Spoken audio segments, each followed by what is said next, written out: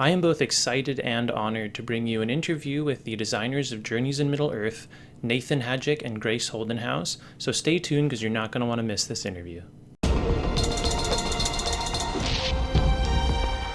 Hello, everyone, and welcome back to the BattleCast. I am joined by none other than Grace Holdinghaus and Nathan Hajek, the designers for Journeys in Middle-earth. Hi, guys. Welcome to the channel. Hi, it's good to be here. Yeah, thanks so much for having us. We've been looking forward to this for a long time, so we appreciate you sticking with us until we were able to make this work. We're really excited. Hey, well, I'll just get my fanboy out of the way and just say that I absolutely have very much enjoyed this game, and I think you guys have done a really good job. So, yeah, just thank you. Yeah, nice. we of course we liked it, when we made it, and we were excited about it. There's always that anticipation as you're getting closer and closer to release dates. So when it finally hit the shelves and the positive reviews were coming in and people are excited, and their Facebook group is not our Facebook group, the Facebook group that we're part of, is growing. It's really cool to see everybody enjoying it as much as we enjoy it. And we hope. Yeah, I can only imagine the anticipation. I mean, that's it's a big deal. It's a big deal, and it seems to be. I mean, it seems to be pretty well received. I think a lot of people have been really enjoying it. So. Yeah, the reception's really humbling. It's amazing to see how many people have thoughts, right? Yeah. That's awesome. So I have a couple questions, well, several questions here. So firstly, I'd like to ask, what kind of games are you guys into right now? What's kind of the game you're playing? Oh, sure. Do you want to go first? Sure. So I have a 3-week-old, so I'm not playing a lot of board games at the moment. When I have a moment or two, I'm play a decent amount of Hearthstone, enjoy it, and Civ 6. Oh, yes. Civilization, one of my top played games. Very good. Yeah. I played too much Civ during my lifetime, every iteration. So I really enjoy that. So that's kind of currently what I've been playing. Nice. How about you, Grace? I just played my first game of Wingspan by Elizabeth Hargrave. Right. Yes. I really liked it. I don't like Euro games technically, but this one wowed me. I really enjoyed playing it. I've played 2-player, but I want to play more Burbs. That's good to hear, because I mean, people have been blowing up about Wingspan, and I'm the same way. Euro games are not totally my thing, but maybe I should give it a go. I mean, there you go. Yeah, it's real fun. Cool. And for myself, I've actually, and this is, more fanboy, but I've been playing a lot of Journeys in Middle-earth. My wife really enjoys it, so we play with a friend of mine, and I think we're on mission 5 or 6, which is a ton of fun. And I've also been playing Call to Adventure, which is a beautiful card game, very nice to look at. So cool. So if you guys don't mind just telling us a little bit about kind of what got you into this career and kind of how your career path has gone so far. Why don't you start, Grace? Sure. I'm newer than Nathan. I came from Beloit College up north for an unpaid internship with Fantasy Flight Games. And Nathan was actually my mentor during that, along with Cara Sentel Dunk. And I never really left. I worked on Descent with them for a Hero Monster Box, Bombs of the Wild. Then I got hired on to work with Cara on Mansions of Madness 2nd Edition. And then I transferred on to Journeys in Middle-earth with Nathan, and that's been a wild ride. It's been really fun. That's awesome. And how about you, Nathan? So 6.5 years ago, I started Fantasy Flight Games after doing a bunch of different jobs kind of through my 20s, and started in on Descent, did a number of expansions for Descent. Got to do the Road to Legend app, which was super exciting and was very well received also. So that was I'd say up until kind of Journeys at this point, my big highlight. I really enjoyed doing that. Personally, a highlight from myself. Little things in there, like little expansions for side games and such, right? Got to do the Fallout game with Andrew Fisher. Oh yeah. And then this, on this, and this has been a long one, but and a big one. Yeah, so, absolutely. Great. That's kind of everything. But a lot of Descent influence, a lot of time doing Descent stuff. Definitely. I mean, I think anybody who's stuck with Fantasy Flight games for a little while now will have, I'm sure, pieced together that, Journeys of Middle-earth seems to be a culmination of some of the best aspects of many games put together. Sure. Well, I'm happy to hear that Yeah. review. Yeah. I think that it's a culmination of a lot of games that Nathan and I play. We took inspiration from everywhere, anywhere we could get it.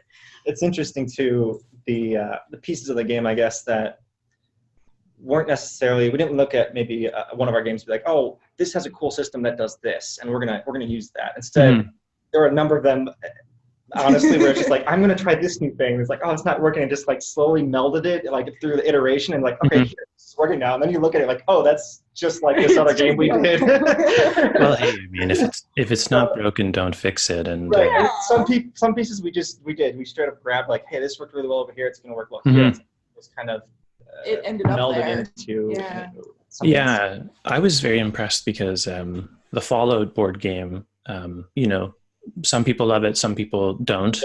There were definitely some very promising elements of that board game, especially the procedurally generated board, especially like the random encounters. And I think that this game, Journeys of Middle-earth, really took that to the next level. I mean, it's extreme. Yeah, it's awesome.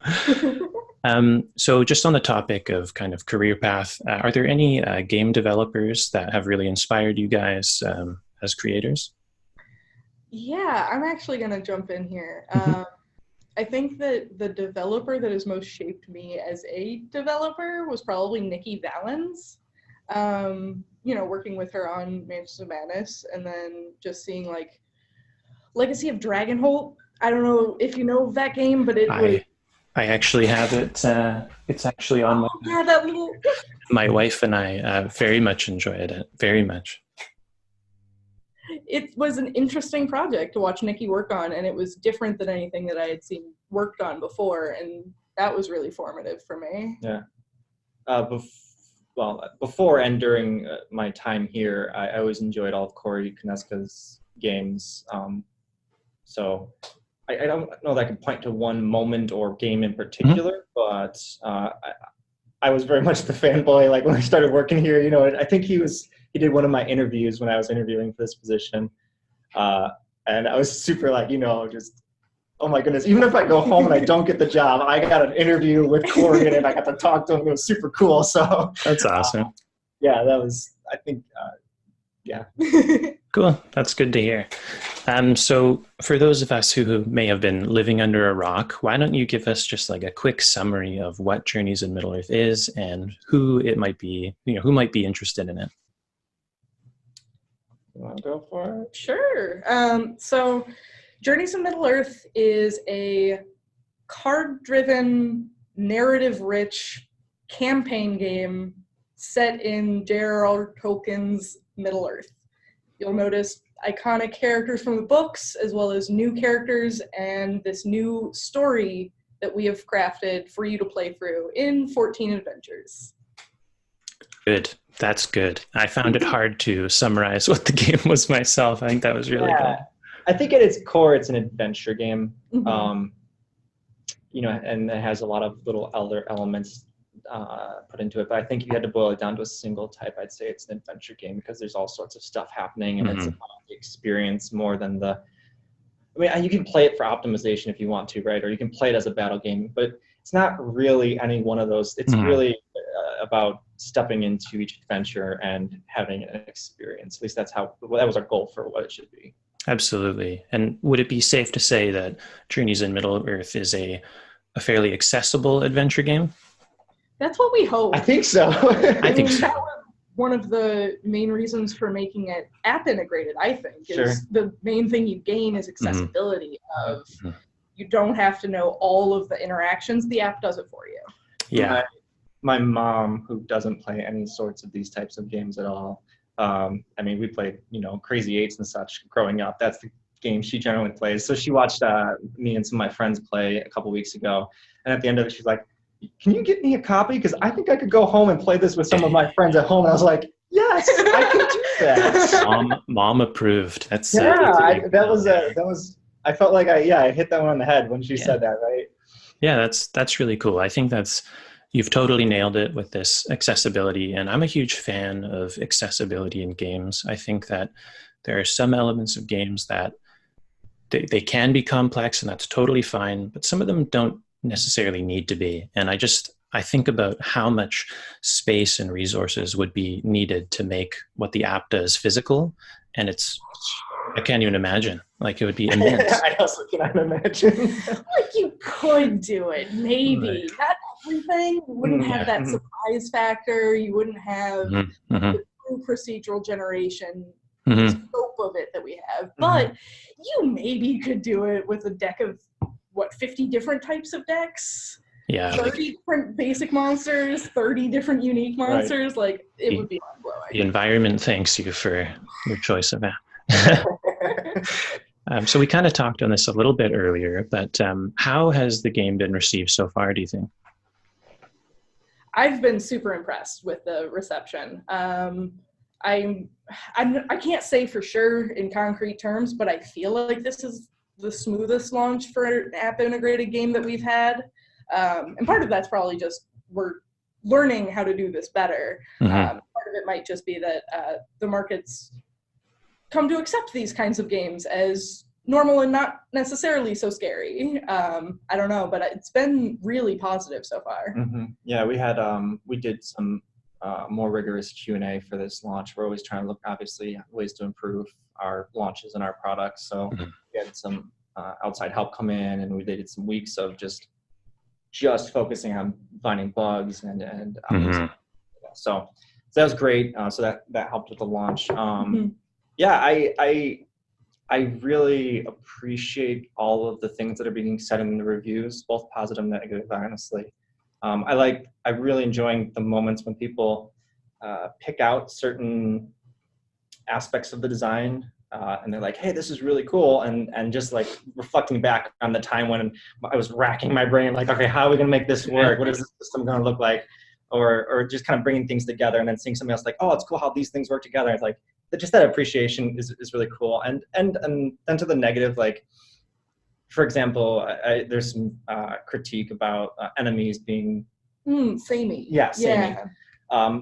Which, I look at them like, yeah, okay, I can appreciate what's being said there. I think the overall design, there's a lot of different things going on, a lot of different moving parts. And so, like, while I agree with that, at the same time, I don't know if I really would have, if I could go back in time, I don't know if I'd really want to add more complexity there, because that it's just making one system more complex and another system more complex kind of is going to compound on each other. It's not really a combat. It's not a combat game. Combat's a big part of it, but it's about the adventure again. And so having to worry about, oh, that guy has this bonus and this person's going to do extra if I do this with this, and we look out for that. Like, I think it would, for me and my intent, it would have pulled a little too far away from the adventure and more toward like this turn-to-turn combat focus, which is not what we were trying to accomplish. So like, I feel both ways about that feedback and some other feedback, right? So I appreciate all of the things that have been said. I don't really feel like anybody said anything in a review that's like, I drastically disagree with that. No, I think I think you're right. I mean, there are games out there that do have that complexity where, you're thinking that enemy moves 3. Oh, I slowed him last turn. It's 2, so and they're out there and they're great as well. But I do think you've hit a good spot here. And let's not forget that this is the base game and you want to get your core system down pat and you can start mixing things up. But yeah, that's good. I'm glad to hear that it's been well received. I think it's been well received as well. So what were some of the factors that led to Fantasy Flight Games choosing Middle-earth and Lord of the Rings for this setting as compared to maybe Fallout or Runebound? Yeah. I believe that the origin of it was looking at the success of Mansions and Descent and then Imperial Assault, kind of that succession of games that we brought the app integration into and looking at like, all right, what do we need to do next? Neither of us were necessarily part of the instigation of the project, right? That it comes from other people company, but maybe that's what it was. It's like, all right, we're learning, we're growing, we're getting better at this. What does the next thing look like? And it was looking at mansions primarily and saying, hey, here's a cool adventure game. There's a lot of story, like that story element of mansion. Can we do that for? Or what would be a product we can do that for? Lord of the Rings, rich in story, also combat, right? Can we bring together kind of these other things we've been doing and kind of learn from all of them and make this new game? And I know that we definitely wanted to do something that had the app integration from the ground up. Yes. Something that started app integrated from day one.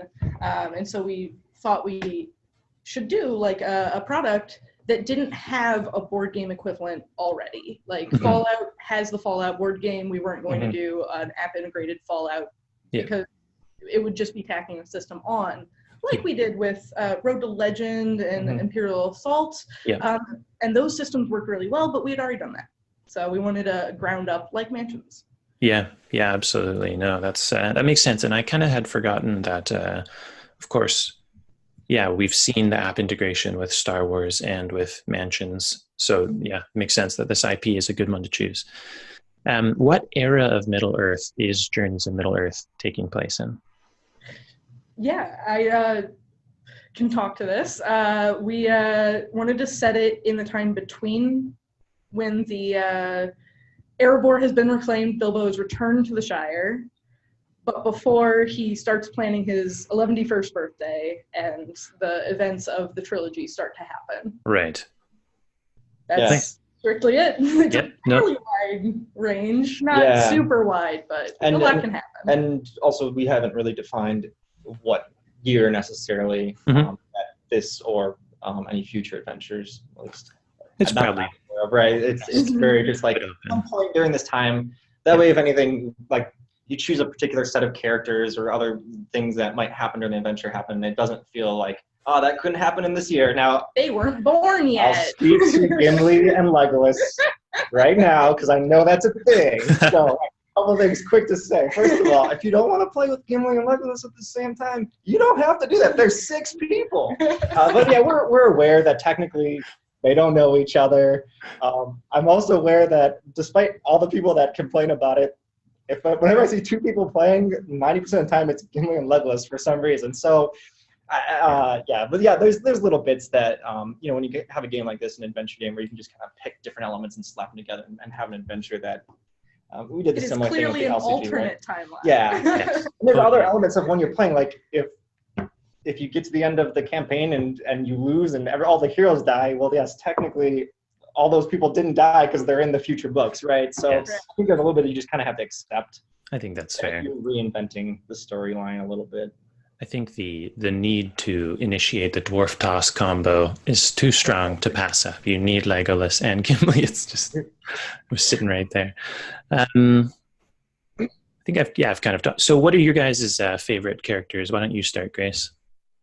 Oh, sure. I really like the off-meta builds. I kind of like doing some crazy stuff because I care more about the story anyway, so it doesn't matter if I get the most powerful thing. I really like Axe Burglar Barivore. I really like Double Dagger Hunter Elena. Dude. Those are some fun ones. That's extreme because for those people who've played their first time, maybe they're on their first playthrough, what Grace is talking about here is choosing different items, choosing a different role. So like you're like, what? I didn't know Barivore could have daggers. Yes, she can. It's crazy though. I may be crazy. What do you like? I enjoy, so it's Elena, Barivore, Bilbo. Those are like my 3. They all have their own thing. It's fun sometimes just to grab Legolas and just kill everything. Yes. But I just enjoy the complexity of Bilbo. Like you have to play him right or you're probably going so down. Complex. Yeah. I don't know if you saw my playthroughs, but it's not necessarily like where you have a bunch of cards and you're like doing all these complex things. It's more just like you have to really understand, like, I am fragile and I might end this adventure for everyone early if I don't really play wise, which I think it was intentional with our design for Bilbo, right? We wanted him to feel like you have to be sneaky, you have to be clever, you have to have something up your sleeve in order to get out of sticky situations. Totally. I think Yep. mission accomplished. That Oh, guy thanks. is, Yeah. you know, I like, there sorry, go ahead. if there there are moments where with Bilbo where you're off on your own talking to people, exploring, that guy is he's the best. You can't beat him. But in my playthrough, which I recorded, I go up to in the second mission, I go up to the orc tent and knock on the door. Mhm. Guy comes out, kills me one hit. I was like, oh dear, Bilbo. Bilbo's not known for his Yeah. armor. I like Bearvor just because her ability really allows you to try a lot of different builds, and it's fun to just always find the best combos. Keyword soup. And Elena's just the great support. I enjoy playing support, and anybody that likes playing support should play Elena because there's just Yeah.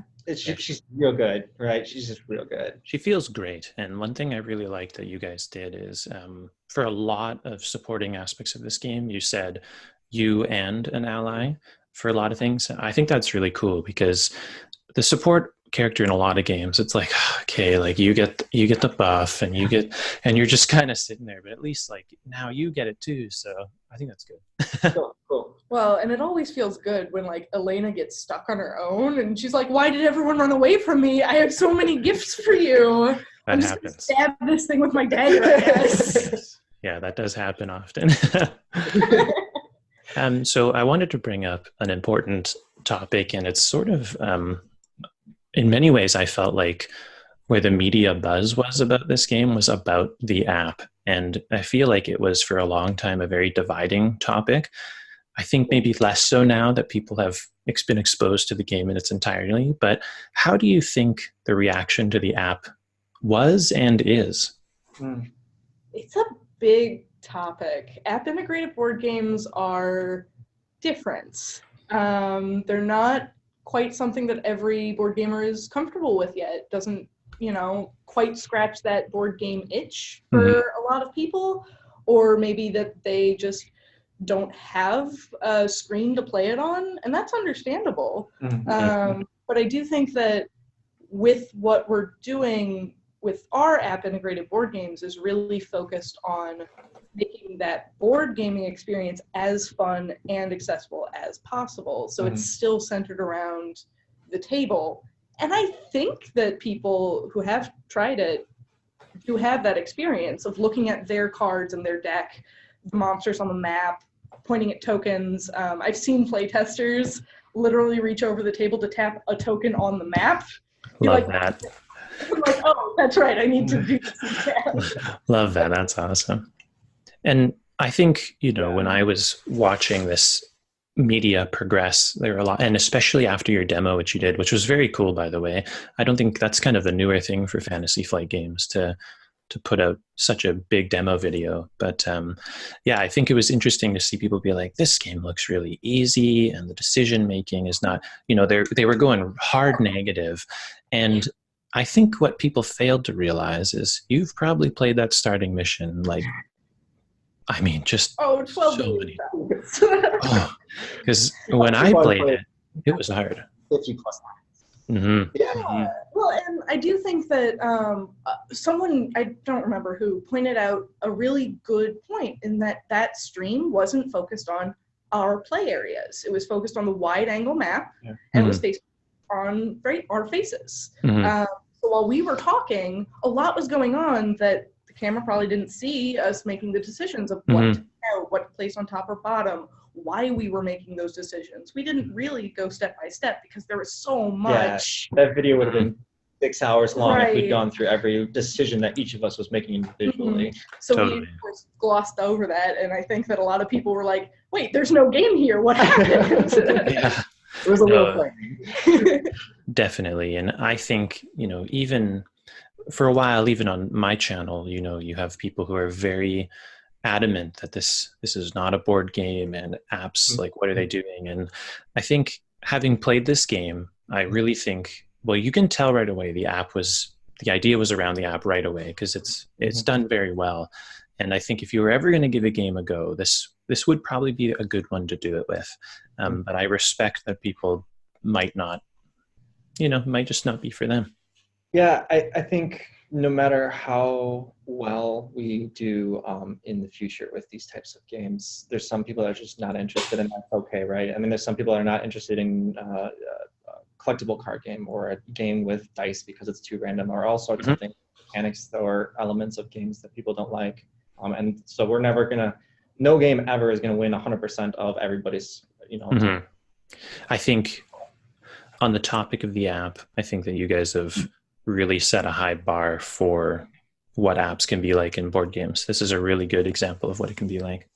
Yeah, it's we give a ton of thought to the UX of the app, and I mean the layout, the what you're clicking when, what's all the stuff you would normally think about when making this kind of just a normal app, right? A lot of thought to that, and even more so because we have the two sides. We have the physical and we have the app, and there's just if you knew how much of my day was just thinking about all right, that information flow back and forth, the app telling the user to do things, the user telling the app the status of things, and trying to find, because what do we gain from the app? We get this very powerful resource that's storing information for us, that's doing calculations, that's hiding things behind the scenes to surprise us. And part of what I'm doing is more and more trying to figure out, okay, how do we harness that power? What more can we get out of the app? But at the same time, we have to restrain ourselves so that it's at some point, somebody's not just sitting there tapping on the app the entire time. Well, the more we hide things behind the app, the more tempting it is to go further with that and not make it explicit to players. And I think that in and of itself can react negatively. They want to know, well, why did that happen? What did I do that caused this event to happen in the game? You really do need to have the information flow on both sides. Geez, that's an aspect I hadn't considered. I mean, you're kind of at this juggling point, and you don't want to go too far one way or not enough. I can only imagine the nights. There's so much you can harness. There's so much you can do, but there's always this limitation. You're always checking yourself. Like the threat system in Journeys, I think, is a good example of it, where exactly, there's these different sources, and you can sit there any turn and add it up, and you'll know how much threat you're getting. There's no surprises. But you don't need to. Turn to turn, you generally don't, and you forget. You don't even think about it. You get to the threat phase, oh, threat went up 13. Okay. But then there's that moment when you're near the end, or there's a threat event coming up, you're like, all right, if somebody gets that threat token and nothing weird, we don't explore, and then a double explore pops up or something like that, we'll get one more turn in right before that next big event, things like that. And so it's this cool, that's a cool mechanic that disappears the majority of the time, and the app does all the work for you, and you don't think about it. And then when you want to, you can engage with it, and it's actually a pretty accessible system, right? You just do some math. You can look at the app, figure out the impact of that, and so that's, I think, it's a very simple system, but that's kind of a good example of what we should try to achieve more and more, I think. Yeah, you basically just described my last game I played. It was like, right. Come on. Very good. I wanted to talk a little bit about the use of the cards and the shuffling and the scouting. I think when people think this game doesn't have a lot of decision making, this is sort of that area where I think it's easily underestimated. I don't know, can you just talk to, I guess, the genius or the complexity of that system? Sure. I think early on during the development process, a lot of time was spent just trying to find the right numbers. How many cards feel good? How many cards in the deck, when you shuffle them, feel good? Where are ratios going over the course of a full campaign? How powerful do heroes get? Can they possibly get any stronger? How weak can we start them before it starts to feel awful? Where do we want these heroes to be, and how do we translate that into hard numbers of 35 cards, 37 cards? Do we start with 12? Do we start with 40? Where are you going to end as you're adding cards to your deck, right? If our campaign is so long and we're going to speed, figuring that out, Because on average, you're adding about 2 successes, maybe 3 if you're lucky, right, to your deck over the course of the campaign. And how does that impact the kind of your power level at the end of it all? Yeah. And it's amazing to me because then, so yeah, you've obviously got your success aspect to it, which is very important, but then you have your prepared aspect to it. And like every single card has text that can be prepared. And it's almost mind blowing at first. And then you get into the, kind of sort of optimization where you can prepare crappy cards because you're like, just get out of here. I don't want you in my deck. Yeah. It's amazing. I do think that there's a complex decision tree there that, again, like with threat, you can engage with. You can think out and think, okay, if I prepare my weakness now and I put this other card on top of the deck, then that's going to be on my first test. Now I'm going to attack and I flip 3 cards on that first attack test, which then makes my deck shorter and I know my weakness is out of it. And if I don't flip another success on that first test, then I still have 2 for the next test. Yes. Yeah. Like you've kept the deck small enough where card counting is like definitely a thing. It's well done. And quite frankly, I still don't think I figured out how to make it work the best. Every video I put out, someone was like, you aren't doing this as well. I'm so paranoid that someday I'm going to be playing live and I'm going to do something that's just going to be wrong. Because it is so complex all of the time. It feels simple because you're just looking at cards and choosing one and then choosing top or bottom. And then when they're in front of you, you're just choosing whether to discard them for their ability or not. It seems simple, and in practice, it makes a big impact. There was a moment during development that we realized that success cards had to be better than, and this is going to sound pretty obvious, but the abilities on success cards have to be better than the success themselves, better than putting that success back on top of your deck, right? So they had to be good at base. They had to be better than just getting a plus success on your next test. And so, because early on, the abilities I found there were good, but it'd be more like, if you do this type of test, you get a +1 success, but that's actually just worse than just putting that success back on top of your deck. So they had to be significant. So a lot of them will like give you another card or give multiple people card, like really they're significant. But I've enjoyed seeing people as they've been playing, starting to learn that they're really good cards, but when you pull a success in your deck, it's usually you want to use it and get it back into your deck. Like that's a big part of it. Unless it's like ready defense. Sure. There's a few that you want to pull and keep them out. But like most of them, you look at it and you're like, all right, can I use that this turn? Is it important this turn? Because otherwise that is 1 success, less. That's going to be in my deck for however many turns I'm sitting here waiting on it to be used. So if I pull something that's going to do a lot of damage, let's say, and there's enemies out there, that needs to go back on top of my deck. So it's fun seeing people realize the different strategies and really learn the game. There's a lot to learn there. It's just a lot of small things, right? Definitely, yeah. I think it's a very robust system. I think it's really good. So just talking about changes, like the app, the fact that the app is so integral, does that make tweaking the game infinitely easier? Like what is that like for you guys? Ooh. You mean like adding additional? Well, just I guess balancing per se. Like let's say after a couple months, you're noticing maybe that mission is just too hard. Is that something that you can then send out an update on the app to just dial it back a little? Sure. So that level of, if it's just a matter of too many monsters are spawning or the monsters are too tough, that's a fairly simple system that we can scale back on our end and just update through the app.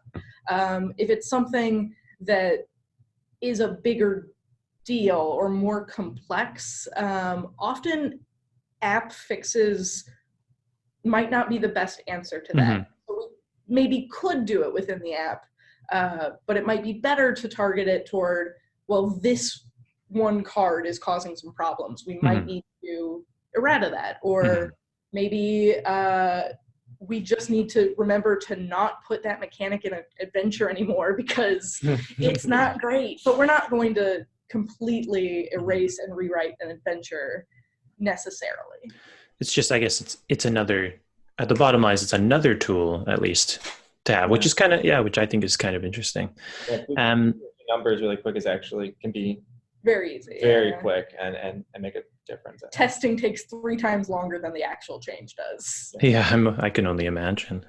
Are there any changes that you would make having gone through the launch and the post-launch experience?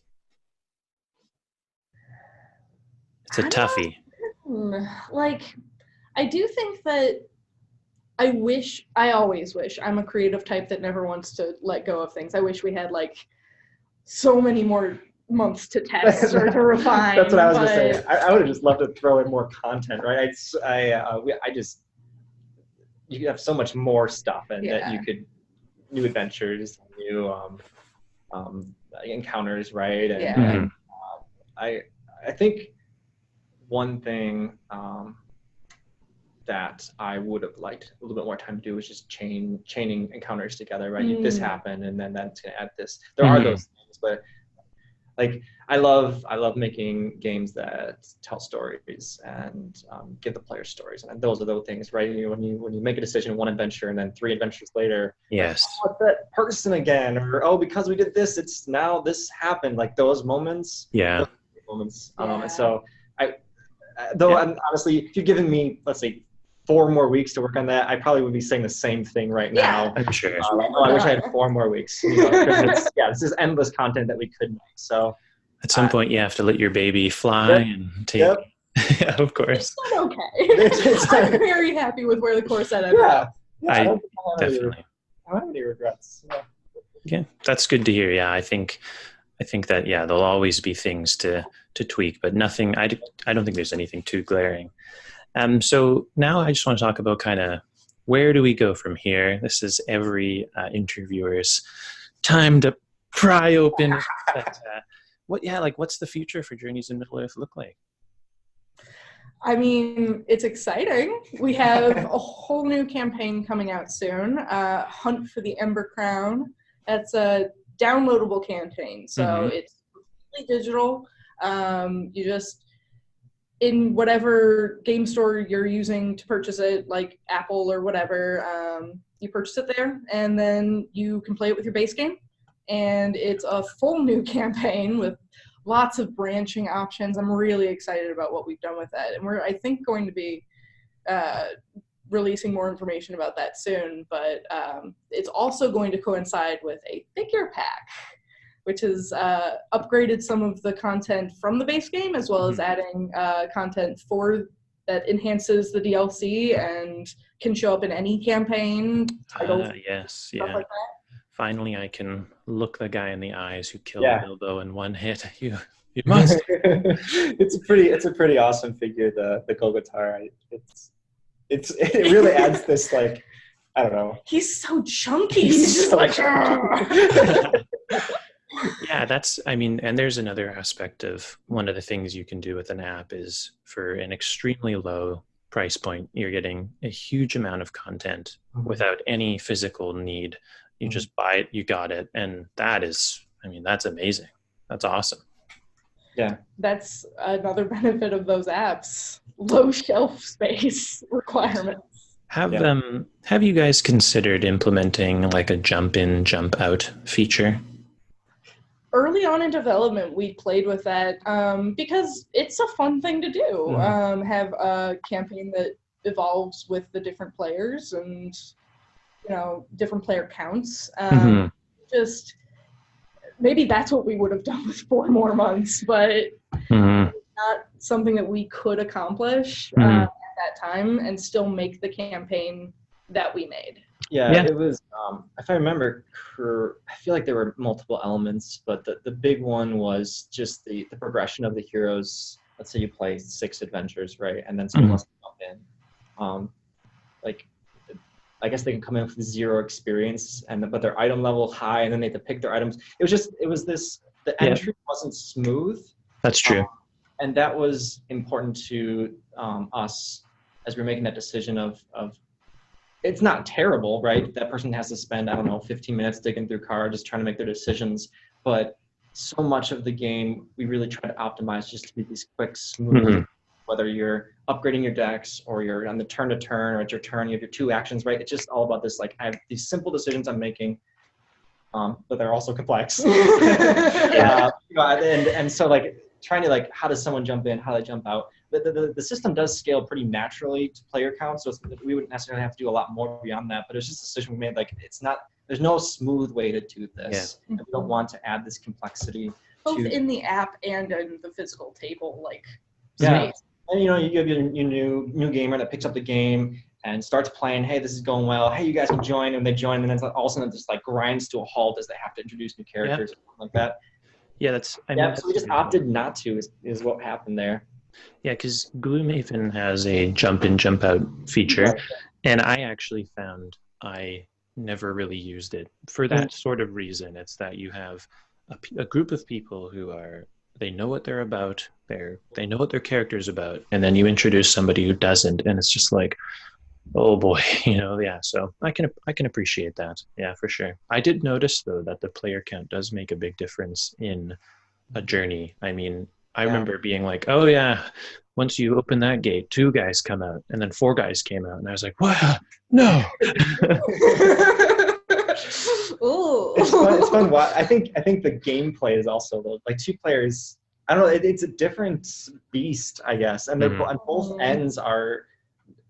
I do think higher player counts are better if you're more experienced, I guess. So you can kind of do better if you're more experienced. Where 2 players are a little bit more forgiving for new players.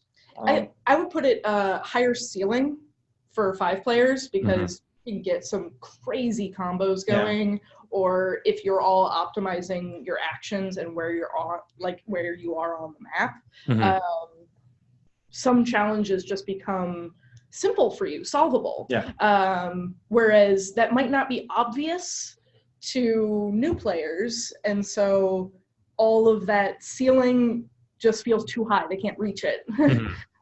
Whereas with 2 players, that ceiling's much lower. Like you just can't be everywhere at once. You cannot always be nearby each other. The game allows for that. So that's that is a good point. Yeah, and I think what adds itself to the lack of jump in, jump out is that there is the procedural generation, of course. So even if you did have to start a whole new game to accommodate a new friend, at least you know that aspects of that game are going to be new to you, which I think is really cool.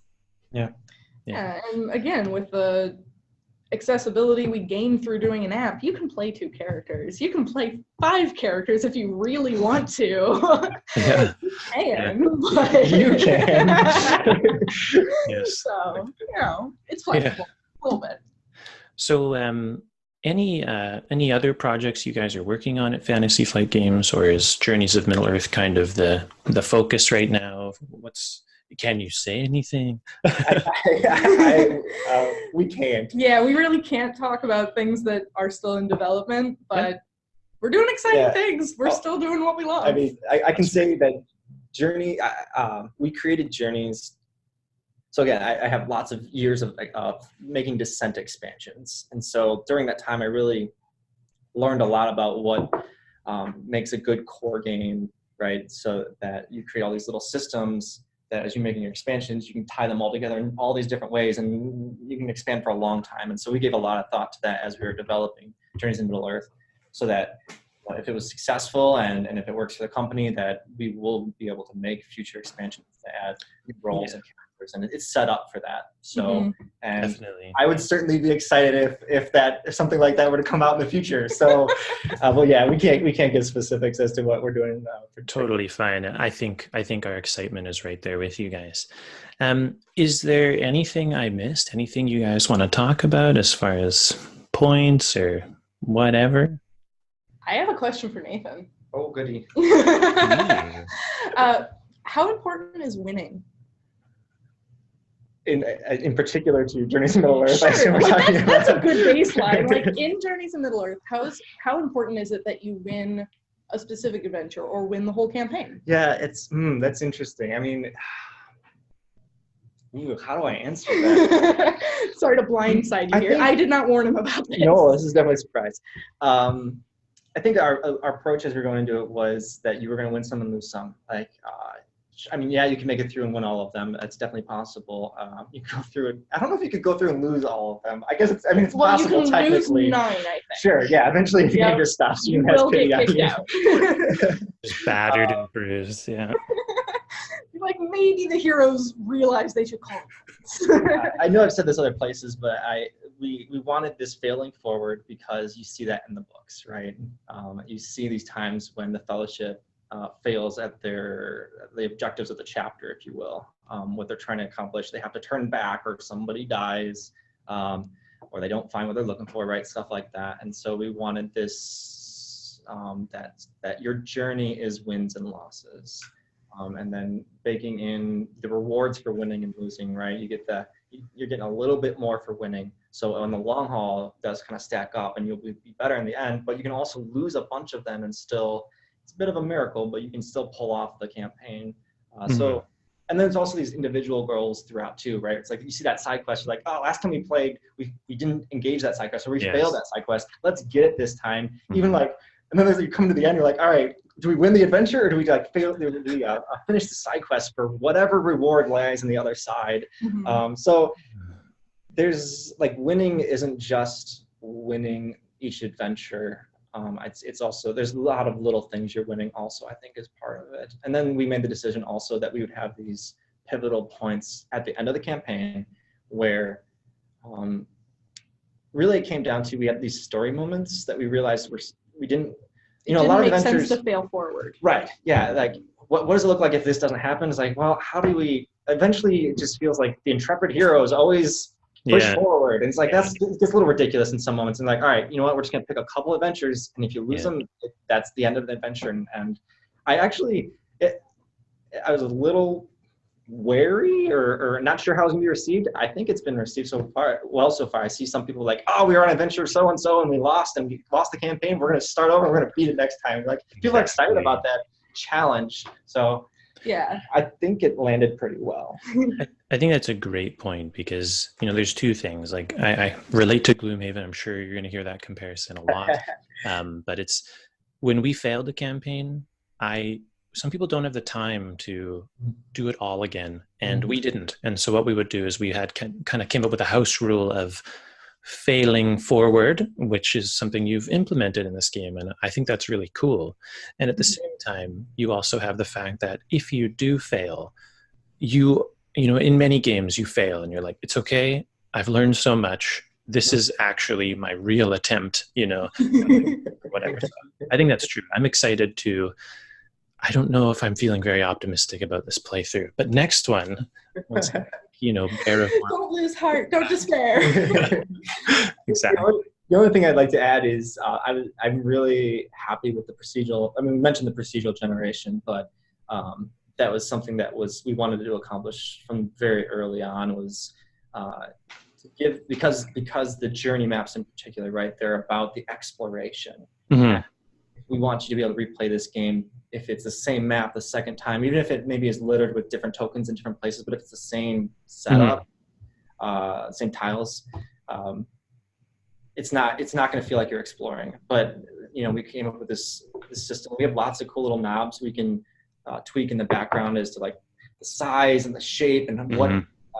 Man, I don't know how much do we. Oh, that's not spoiler. Like, no, yeah. We set up the different areas. Like, so each map is made up of different areas, and which ones connect to which, and how much should they be connected to each other, and certain tiles, certain encounters. And we have a lot of different things in the background that we tweak, and then we hit the like build maps button, and then the app's like it's like throwing these tiles around. Boom, here's a map, and boom, here's a map. And if it's a Nathan one, it takes forever to build because he's built it stupid. I have lots of like little rules that I love tacking in. If you play Adventure, I won't spoil anything, so don't worry, anybody.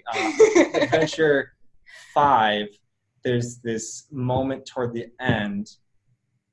Don't spoil anything. Don't spoil. Where a cool thing happens on the map, and I'll say, like, I believe that's one of the adventures that the app takes the longest to build, because it's building this complex little moment, right? Yeah. Wow. Yeah, a specific shape.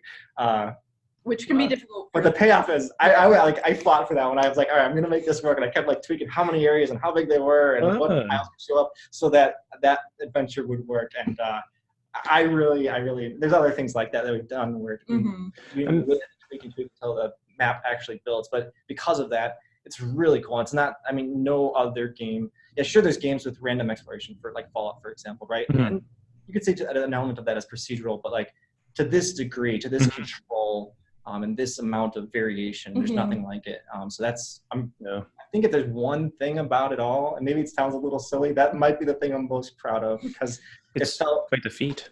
It was the exploration, it was the journey again that we were trying to get in there. So yeah, I give him a hard time, but I'm really proud of him. I think that's really cool.